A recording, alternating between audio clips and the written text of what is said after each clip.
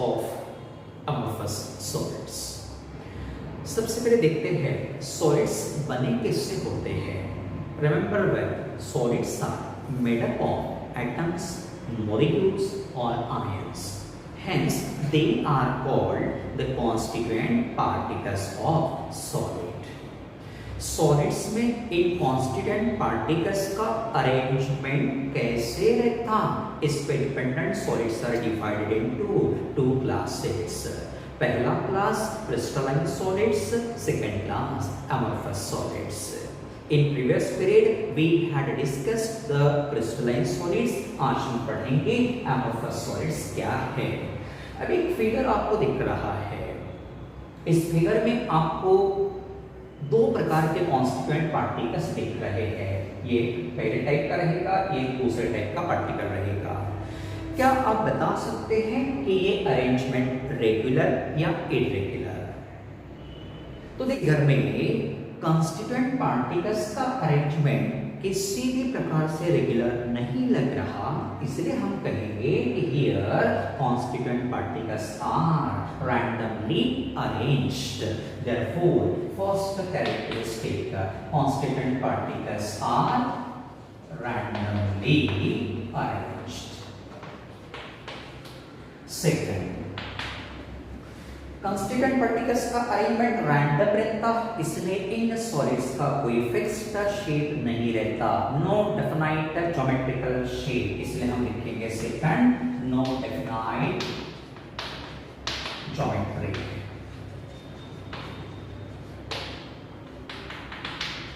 ये जो अरेंजमेंट आपको दिख रहा कॉन्स्टिट्यूएंट पार्टिकल्स का, वो खूब कम डिस्टेंस तक, शॉर्ट डिस्टेंस तक ही रेगुलर रहता है। थोड़े से डिस्टेंस के बाद ये बदल जाता है। थोड़ा सा डिस्टेंस मतलब क्या रहेगा, एक या दो एटम तक ही ये, एक या दो पार्टिकल्स तक ही ये रेगुलर रहता, उसके बाद चेंज हो जाता। Therefore they show short range order. अब इनका मेल्टिंग पॉइंट कैसे रहेगा, जब इनमें पार्टिकल्स का अरेंजमेंट ही फिक्स्ड नहीं है, रेगुलर नहीं है, रैंडम है, जिसके कारण अगर हम इन्हें गर्म करेंगे, हीट सप्लाई करेंगे, तो वो सबसे पहले सॉफ्ट होंगे, सॉफ्ट होने के बाद वो मेल्ट होंगे।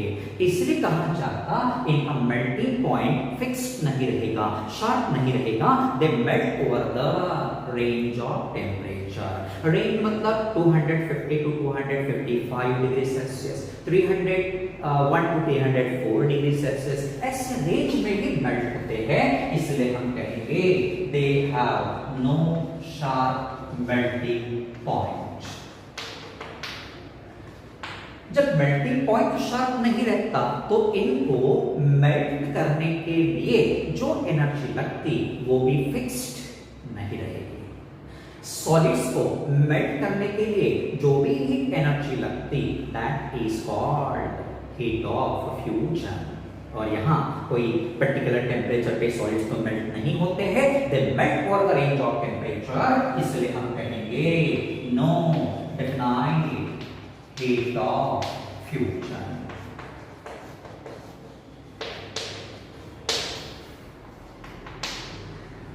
Then these solids cannot explain all the properties, all the characteristic properties of solids। पूरी तरह से ये सॉलिड्स की प्रॉपर्टीज को एक्सप्लेन नहीं करते, इसलिए इनको कहना सुडो सॉलिड्स। सुडो का मतलब नॉट जेन्युइन, जो ट्रू नहीं रहते, उनको हम सुडो सॉलिड्स कहते हैं। इनको ही कहना super cooled liquids. Super cooled क्यों कहना, क्योंकि बेटा ये सॉलिड्स बनाते समय लिक्विड्स को काफी लो टेम्परेचर पे कूल किया जाता, जैसे कि हम ग्लास बनाते हैं। ग्लास बनाते समय लिक्विड को, ध्यान देना, ग्लास बनाते समय लिक्विड को -72 डिग्री सेल्सियस तक कूल किया जाता, माइनस प्लस नहीं, मतलब very very low temperature is required here, इसलिए सुपर कूल्ड कहा गया। एंड व्हाई लिक्विड्स, ये तो सॉलिड्स है, इनको हम लिक्विड क्यों कहेंगे? तो बेटा याद रखना, दे show the property of liquid. कौन सी प्रॉपर्टी दिखाएंगे? फ्लूइडिटी। ये सॉलिड्स लिक्विड्स की तरह फ्लो हो सकते हैं बट वेरी स्लोली। एक सिंपल एग्जांपल देता हूँ डे टू डे लाइफ का। हमारे घरों में खिड़कियां होती है, खिड़कियों में ग्लासेस लगे होते हैं जिनको हम विंडो पेन्स कहते हैं। इन विंडो पेन्स के ग्लासेस को देखना, वो बॉटम में थिक दिखते हैं, टॉप में थीन रहेंगे, पतले दिखते हैं।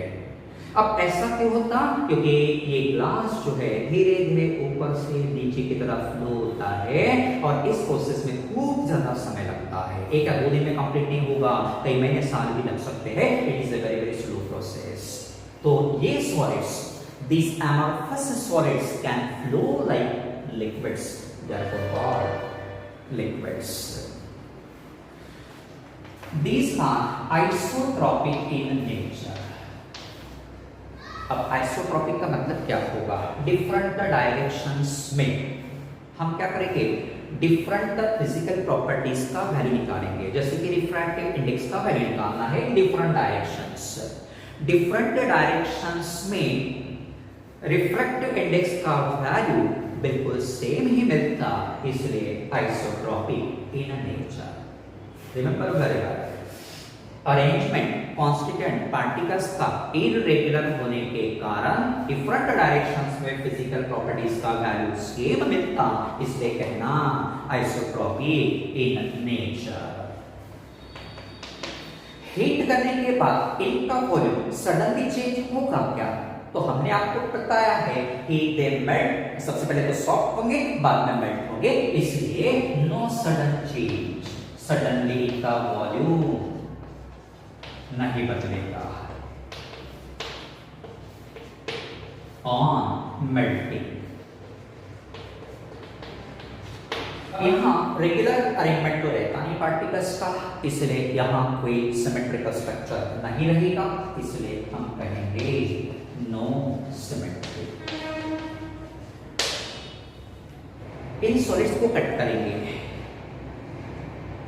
कट करने के बाद जो सरफेस आपको मिलता है वहां आप टच करके देखोगे स्मूथ नहीं लगेगा, रफ सरफेस आपको वहां पे फील होगा। मतलब हम क्या कहेंगे कि यहाँ जो इनका कट रहता है वो रेगुलर नहीं रहता। कॉन्स्टिट्यूएंट पार्टिकल्स का अरेंजमेंट रेगुलर ना होने के कारण यहाँ कट भी रेगुलर नहीं रहेगा, इररेगुलर क्लीवेज या कट रहता है। रबर देखिए आप डे टू डे लाइफ में यूज करते हैं, रबर को यूज करते हैं। इरेजर जिसे कहेंगे, इरेजर को काटने के बाद देखना वहां आपको सरफेस जो है रफ दिखाई देता, स्मूथ या रेगुलर कट नहीं दिखाई देगा, इसलिए हम कहेंगे दे show irregular cut. And last, अब इनका कोई फिक्स्ड शेप नहीं रहता, फिक्स्ड ज्योमेट्री नहीं रहती, इसीलिए यहाँ इंटरफेशियल एंगल्स रहने का कोई चांस ही नहीं, नो इंटरफेशियल एंगल्स। इनमें कोई इंटरफेशियल एंगल नहीं रहता। इंटरफेशियल एंगल का मतलब angle between two faces. For example कौन कौन से एग्जांपल्स रहेंगे?